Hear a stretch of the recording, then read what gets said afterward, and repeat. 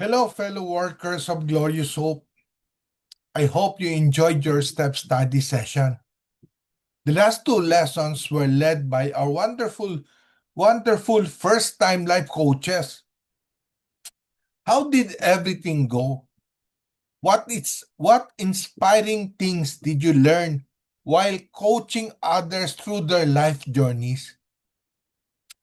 It's truly amazing to see that so far we have 1,894 participants from different provinces and countries. Praise God for entrusting us with such a wonderful community.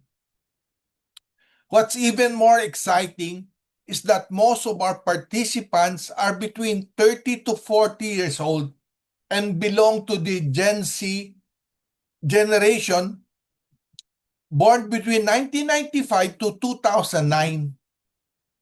As for me, I'm part of the baby boomers, born between 1946 to 1964. Yes, you can now imagine how old I am. Each generation is shaped by its unique history, technology, and economy, which influence their values, work ethics, and perspective on God. Today's younger generation, especially the Gen Z, often see God through what is called unbundled spirituality. This means creating a personal belief system by blending ideas from various religious, secular, philosophical sources rather than sticking to one organized tradition, likely influenced by the rapid pace of technological advancement.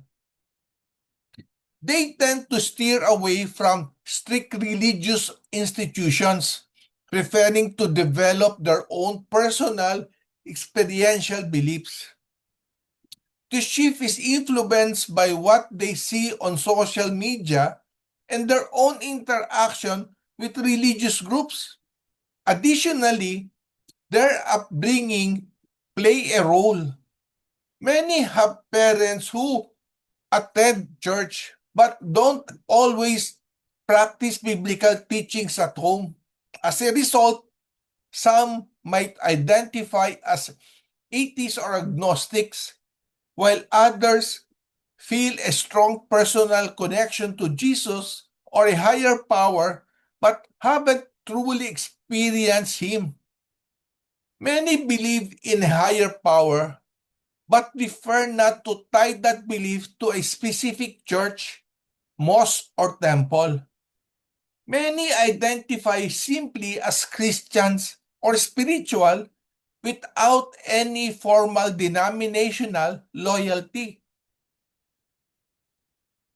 This context helps explain why Paul wrote this passage in Romans. In Romans chapter 1, verse 21 to 23, he said, because that when they knew God, they glorified Him not as God, neither were thankful, but become vain in their imagination, and their foolish heart was darkened. Professing themselves to be wise, they become fools, and change the glory of the uncorruptible God into an image made like to corruptible man, and to birds and four-footed beasts and creeping things. In this passage, Paul teaches us that when people reject the clear evidence of God as creator, as written in the scripture, they fall into arrogant speculation and adopt empty philosophies and turn away from the truth. This ultimately leads to idolatry, worshiping the creation rather than the creator, or worshiping their own version of God, far from what the Bible tells us. Even though we have an inherent awareness of God, we refuse to honor Him or express gratitude.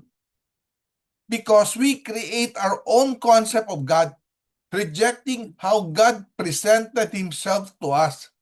Our reasoning becomes futile as we defend our own version of God, and our hearts and minds become spiritually blind. That's why farther down in this verse, we read that God gave them over. It's being repeated 3 times. God gave them over.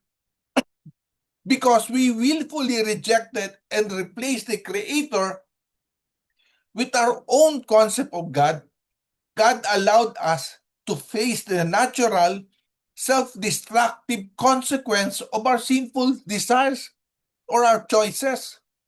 Many of our participants are in an advanced stage, and even some of us are, because God is slowly revealing the layers of distortion to us as we go through the process of coaching our participants. Many of our participants and some of our life coaches are living out their concept of God, interpreting God in a particular way. That's why, since we insist on our beliefs, we leave them out. Sadly, we're now feeling the consequence of our decisions. Today, many people look for a relatable God, a compassionate God who offers mental health support, peace, and emotional validation. Rather than viewing God simply as a rule giver or judge, they value their sense of autonomy and authenticity. They rely on their personal experiences and feelings to understand God better, emphasizing what feels true and nurturing their own moral values. Healing from a distorted image of God involves gently unlearning false beliefs and embracing the truth we have come to experience. It's helpful to explore where our perceptions come from. Often, our view of God is influenced by early interactions with imperfect authority figures or difficult life moments. Understanding why we might see God as distant, disappointed, or vindictive can easily lessen the hold these ideas have over us. We can then consciously replace those negative images with true character of God as shown in the gospel. Sometimes we project our past hurts, like the severity of our earthly father, unto God. To help us see clearer, God sent Jesus Christ, who beautifully reveals his character in a tangible way. Through the Gospels, we see that God is not a harsh tyrant, but a loving Father, offering grace, healing, and mercy freely given. In John chapter 10, verse 30, Jesus said, I and my Father are one. In the Bible, the life of Jesus is presented as the ultimate revelation of God. By examining his actions, teachings, and sacrifice, we come to understand God's character. Jesus demonstrated God's nature, his love, mercy, and desire for a deep relationship, making him the exact representation of the Father. When the Apostle Philip asked Jesus to show them the Father, Jesus said, "He who has seen me has seen the Father."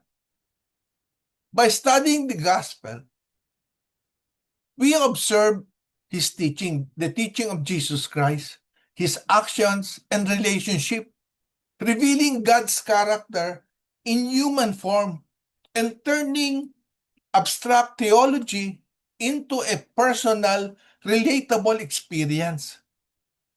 As we continue to identify the cloud of distortion we accumulated through the years.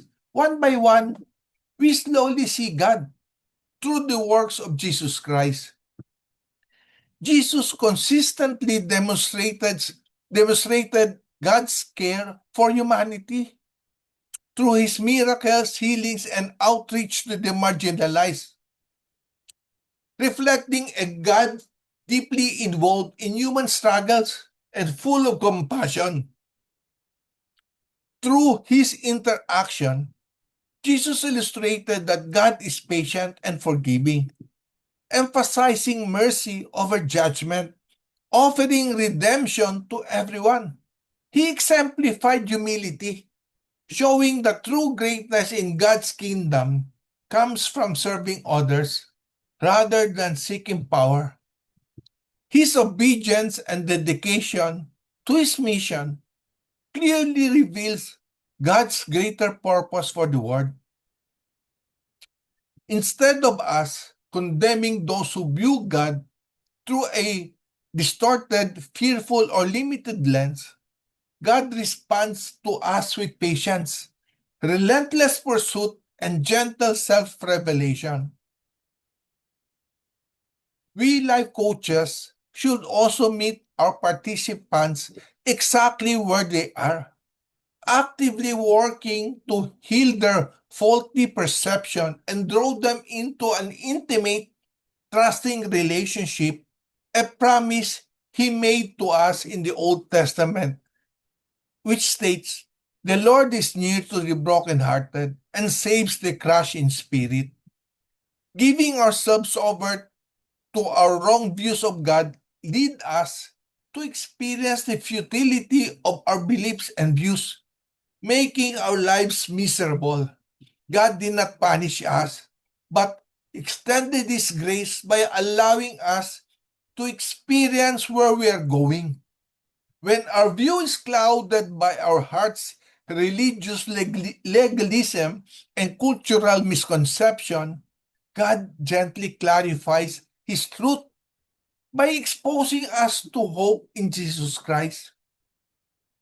He provides His Word to teach, correct, and encourage, and offers the Holy Spirit as a counselor to provide wisdom, comfort, and revelation, allowing us to see Him as He truly is.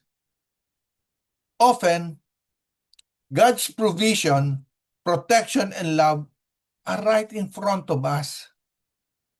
But our perception is clouded by our own anxieties, by our own resentment towards God. God responds to distorted vision by gently lifting the spiritual blindness so we can recognize His presence.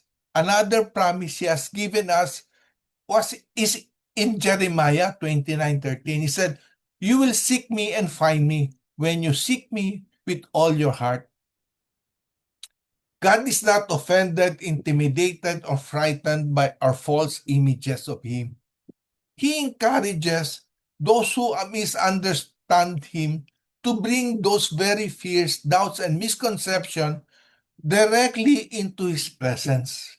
Rather than condemning questions, He invites sincere seekers to know Him better, promising that those who seek Him with all their heart will find Him.